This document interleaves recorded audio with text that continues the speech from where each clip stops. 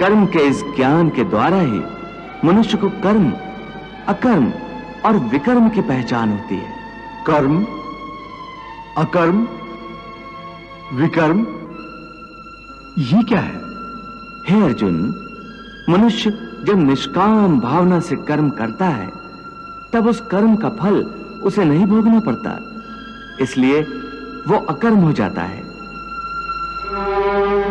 कर्म उसे कहते हैं जो सकाम भाव से फल की इच्छा से किया जाता है। उसका फल कर्म के अनुसार अवश्य मिलता है, अच्छे कर्म का अच्छा और बुरे का बुरा।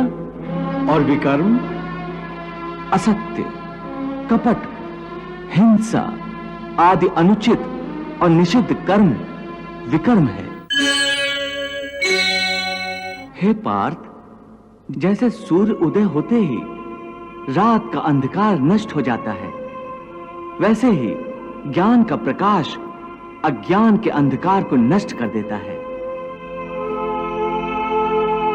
फिर मनुष्य परमात्मा की ओर जाने वाले मार्ग से कभी भटकता नहीं, विचलित होता नहीं।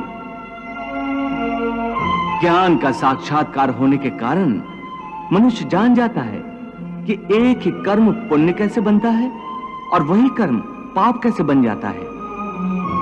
तुम कहते हो कि एक ही कर्म पुण्य भी हो सकता है और पाप भी? वो कैसे?